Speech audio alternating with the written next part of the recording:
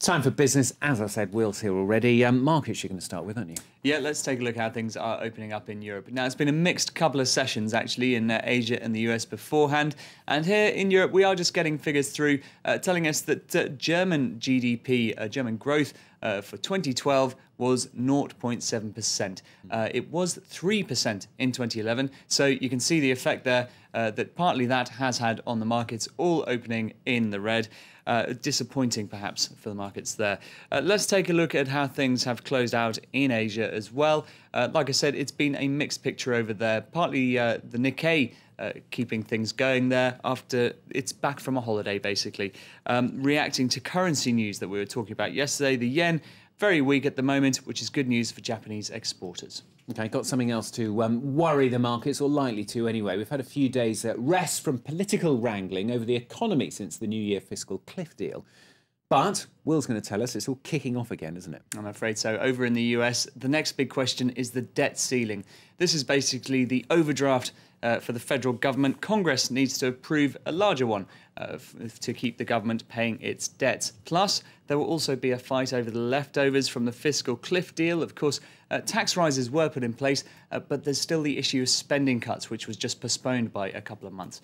Now, the political rhetoric has really started to ramp up again. Ben Bernanke, the head of the Federal Reserve, he's been saying to Congress, look, you've got to pass this debt ceiling increase, otherwise the US won't be able to pay its bills. And President Obama has been saying to Republicans, who are hoping to use this as an opportunity to enforce more spending cuts, that he won't be held hostage. Republicans in Congress have two choices here. They can act responsibly and pay America's bills, or they can act irresponsibly and put America through another economic crisis. But they will not collect a ransom in exchange for not crashing the American economy. Barack Obama there. Now, next we're going to be looking at one of the biggest issues facing the European economy today. This is youth unemployment, isn't it? Yeah, all this week, actually, we're going to be looking at a series of reports about youth unemployment, which has particularly badly hit the peripheral Eurozone economies and, of course, those that have been bailed out as well. We're going to start in Spain, where with the collapse of the housing industry, that's seen the collapse of the employment hopes of millions of young people. Sarah Morris has this report from Madrid. Vallecas on the outskirts of Madrid. At the job centre, no one has been able to help 28-year-old Manuel. He's unemployed and has found a one-month contract, but fears he'll lose his benefits for months if he takes it. They told me to call a helpline. They've no idea here. Like most young people in his neighbourhood, Manuel left school at 16 to work in construction, a business that was booming. They used to hire you without needing any qualifications. They simply said, we pay such and such, and you started work. Teenagers were earning more than €2,000 a month. But late 2007, the housing bubble burst. Today, a quarter of young Spaniards are like Manuel, so-called ninis, neither nors, neither workers nor students. None of the options are what I need. I can't afford to lose the dole. Manuel would love to get a professional qualification, but there are too few places on the free courses. For the moment, like his sister, he's still living with his mother. Life isn't easy. At their age, they should have really left home, but oh well. Manuel keeps on hunting for adverts at this community centre, for instance. Social workers here often hear the same story. Young people who left school young and are now long-term unemployed.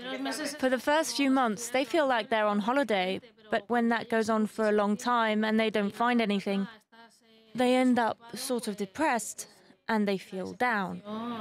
For the last 5 years, governments here have tried to help the Nini generation. So far, in vain. And as I was saying, we'll be looking at the issue of youth unemployment all week here on France 24. That comes in the lead up to a France 24 debate at the World Economic Forum in Davos on the issue. We're going to be looking at how Europe's leaders can avoid a lost generation. And if you want to share your experiences or your ideas on how to improve the situation around Europe, you can share your ideas on Twitter with the hashtag F24Davos or WEF, World Economic Forum, _youth. Now we can take you to the UK. Bankers and their bonuses in the UK back in the headlines once again. Haven't heard about this one for a little while. Yeah, Goldman Sachs is the company now in the firing line. That's after, well, tax changes are coming into effect in 2013 in the UK. The top rate is coming down from 50% to 45%, and there are reports that Goldman Sachs is planning on delaying bonuses from 2010 and 2011, putting them off all the way into this tax year so that they can take advantage of the lower rate. One British MP described it as an opportunistic money grab. Another MP, John Hemming, in the governing coalition, he has suggested that if they go ahead with this, Goldman Sachs should be stripped of government contracts. An opposition member, though, has pointed out that, of course, it's the government that's decided to bring about this lowering of the top tax rate, so they can't really blame the banks for taking advantage of it. After all, they are bankers. They're going to look for the best deal around. Otherwise, they wouldn't be very good bankers, I suppose. But there you go. Serves the right one way of looking at it, isn't it? Now, the French President, Francois Hollande, he's currently in Abu Dhabi, as we saw earlier in the news bulletin, in fact, where he's going to be speaking at the annual World Future Energy Summit. The oil-rich emirate is trying to recast its image and become a leader in renewable power. As part of that effort, it's about to activate one of the world's largest solar energy projects built by the French company Total. Our correspondent Nathalie Gillet has sent this report. If there's one thing the Emirates will never lack, it's sun. 2 years after construction started, this solar power plant is now ready to work. 750,000 mirrors in the middle of the desert. 100 megawatts that can feed about 20,000 homes with the simple technology of concentrated solar power. This is the first plant to be built in a very harsh environment in the middle of the desert. It is a very huge plant. It is actually the largest plant so far in the world. Those mirrors are used for concentrating the sun toward the tubes. We are absorbing the energy of the sun in our oil, and this oil then transfers the heat to a water for generating steam, will be used then to drive a turbine and generate electricity. The main challenge is the cost, but also the amount of water needed to wash the mirrors and make them work. Because of the dust and the humidity, we have to often clean the mirrors, as you see here, twice a week. And to do that, we are consuming about 27 million litres every year. Not very environmentally friendly in a country where water is rare. Closer to Abu Dhabi, Masdar City is a huge laboratory for these technologies. Like other projects, the Green City was scaled down after the crisis.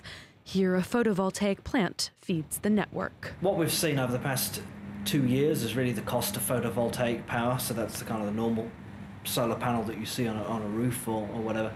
The price of that has come down really dramatically, and that's been driven by improvements in technology and manufacturing. I think increasingly solar photovoltaic will be the technology of choice for future plants. Whatever the technology, the country will need at least 15 projects the size of Shams to achieve the objective of 7% renewable energy by 2020. Now, if you're a regular France 24 viewer, we've been talking an awful lot over the last few weeks about the demise of Virgin megastores here in France in recent weeks. A similar story now appears to be unfolding in the UK, doesn't it? Yeah, Virgin itself is now in receivership here in France, and the same fate is now facing Britain's HMV, one of the last bricks and mortar stores selling CDs and DVDs, etc., on the high street.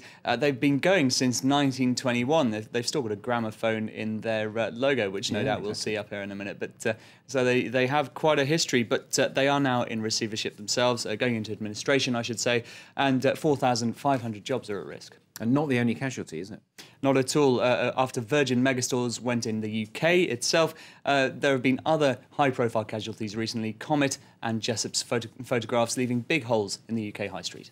Well, thanks a lot. Will Edwards with the business here on France 24, the very latest news. After the weather forecast, Lorna will be here. Stay with us.